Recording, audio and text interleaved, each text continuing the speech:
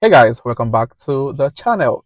Now, in the last couple of weeks, I've had two of my students who got, data analyst roles here in the UK, and the salary was not up to £30,700, and they were still able to get certificate of sponsorship that allows them to apply for, the skilled worker visa. And just yesterday, the two of them had their, skilled worker visa approved. And this actually happened, close to about, I think about one of them has about 5 weeks left on his visa, while the other person still has about 8 months on the postal work visa. Now, the point basically is that they were able to get a data analyst role, got on the skilled worker visa, even though the job they got, the salary was not up to £30,700.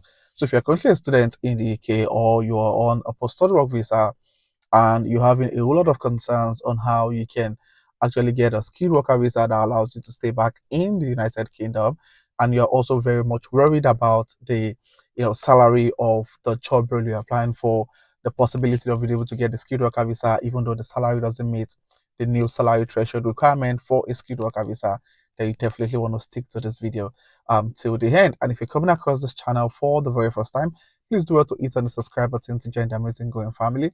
And my channel subscribers, thank you guys for being here. I really do appreciate you guys. So without further ado, let's get right into the video. Before I get on with the video, I'd like to give a special shout out to the sponsor of this video, TechDrive. Now, are you looking at transitioning into data analytics in the UK and you're clueless on how to go about it? Then you definitely want to check out TechDrive. Now, TechDrive will be organizing a 6 weeks intensive training starting from the month of March 2025. So if you're looking at getting into data analytics with TechDrive, you'll be learning how to create automated reports using advanced Excel functions to VB and macro level. You will be learning how to create ETL pipelines using Visual Studio and SSIS. You will be learning how to manipulate and interrogate data using SQL, and ultimately creating business intelligence report on Power BI. So the next course will be starting in March 2025. Trust me, guys, you don't want to miss this opportunity to upskill and position yourself rightly for that data analyst role you've always wanted to get in the United Kingdom. All you need to do is to send an email to techdrive06@gmail.com, as you can see on your screen, or visit their website at www.techdriveuk.com. Trust me, guys, there are loads of value to be getting from the training. And aside from the technical skills, you're going to be getting some level of UK work experience. You're going to have your portfolio created. You're going to get interview preps even after the training ended, among many other interesting things. So to get more details, send an email today or visit their website. And trust me, guys, you will be glad that you did. So one of the major concerns basically is being able to get a job that meets all of the requirements for you to get a skilled worker visa. And I think that's one of the major challenges, most people are actually facing. And the sincere truth is that you can actually still get that skilled worker visa without necessarily meeting the salary threshold requirement. There are, some exceptions that you might be eligible to if you actually fall under some of the category that I'll be mentioning in this video. Now, so one of my students that got, a data analyst job few weeks ago, and got his skilled worker visa approved, this year 2025, which we're just 6 days into. And so this person had obviously no experience working at all as a data analyst, both in and outside the UK, and got trained, got all of the right technical skills, right keywords on the CV, a lot of help basically, and he was able to go for a couple of interviews. Of course, so many applications were rejected. He was able to go for a couple of interviews that ended in job offers, which was a good thing. And when the offer came in, the major concern was, oh, this offer, I think the job he got was, the salary was about £34,000 per annum, and we were a little bit worried that not having to get like a skilled worker visa because of the salary threshold requirement and all of that. So what we did basically was we had to go back to the drawing board, read more details on gov.uk to know if there's possibility of having conversation about sponsorship with the employer. So of course the employer knew that it has to be 30,700, and the salary for that job was not up to. So we had to like go back to speak with HR, send a couple of emails. I mean, there were a lot of back and forth on emails around sponsorship. So what we did basically, we went to gov.uk and we were able to see that for a data analyst role, there's a going rate of £33,000.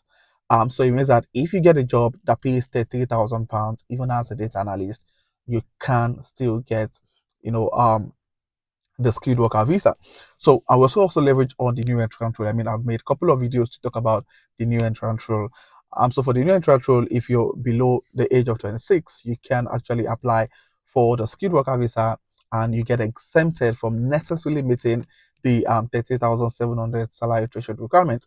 But this individual was obviously above 20, the age of 26, and we have to go to the next rule. Now, the next exemption is that if you've recently graduated from any of the UK universities, you can also leverage on the new entrant rule. So this person graduated from uni about 1 year 2 months ago, no 1 year 4 months ago, and so he had a couple of he had a master's degree in the UK, and we were able to leverage on that rule. So both the going rate was in his favor. Being a recent graduate in one of the UK universities was also in his favor. So those are the two things that we leveraged on, and we got all of this information on gov.uk, sent the link to HR, and after a lot of back and forth, they were finally willing to issue this certificate of sponsorship. And this is one thing I tell people that see, many of these employers don't really know much about immigration policies. They don't really have much detail about what this whole policy is all about. So it's really your responsibility to, explain certain things to them, call their attention to certain things, and yeah, they just need to be aware. And they had no idea there was anything like new entrant rule. We had to like educate them, send them a couple of links on gov.uk, and they were able to like speak to their lawyer, and eventually they agreed to provide the COS, and was able to get the skilled worker visa approved by the Home Office just a few days ago. And that's what I tell people: see, when it comes to like trying to get a job, you need to be very much intentional. Now, the major challenge that we get as immigrants is the fact that we're not just looking for a job, we're also looking for a job that would potentially sponsor us. So it puts us so much at disadvantage. And I tell people, say, if you're applying for a job that you have so many, home student or so many British citizens applying for the same role, you need to be 5 times better than them for you to even get a shot. Now, I have to be very sincere with you that, if you are the best candidate for the job, regardless of your race, regardless of your visa status, you will definitely get a job. Now, the only challenge that you might face is if you don't have, so let's say, for example, you're applying for a business analyst role with organization and they don't sponsor for that role. It means that even if you're the best candidate for the job, your visa situation might be a limitation if the organization doesn't have the license to sponsor. However, I tell people, say, if you're on the post-study work visa, you have at least over a year on that visa. You shouldn't just be looking for only jobs that would sponsor you. You should be open to, exploring other job opportunities that are not coming with visa sponsorship. So, and while on the job with that visa sponsorship, you can always leverage on that experience to then getting another job with an organization that would potentially, sponsor your visa, which is really, really, I mean, non-negotiable, really, really important. Now, another thing I also need to mention, for those who are currently on the student visa and a post-study work visa, is that you must have an exit plan. Now, getting a skilled worker visa is definitely a way to stay back in the country. However, while still hoping to get a skilled worker visa, you must have a second exit plan on what you will be doing, because I mean, there are lots of people that have been to my DM who've had like own conversations, and they have no other option than to go back to their own country, and that's because they couldn't get a work visa to stay back, and the job they have or they're actually doing at the moment could not to sponsor them for so many other reasons, and they're forced to go back to their home country. So that's why it's really, really important. Please speak to the right people, connect with the right people, and also have an exit plan. So if your exit plan is moving to another country, you need to start putting the plans in motion. Don't wait until 6 months to the end of your current visa. And you start running a scatter trying to find a way to sort your visa situation. Please start making your exit plan as early as possible. I mean, it's very, very much important. And this is really, for those who haven't been able to get like a work permit or a work visa to stay back in the United Kingdom. And lastly, I also tell people, say, post-studies visa is the best visa to make enough plans. Please don't go on a permanent job and get stuck on that job, and you don't have enough time to apply for jobs, apply for interviews. I've spoken with people that got like interview invite and they couldn't go for the interviews because they had to go to work and they couldn't get time off.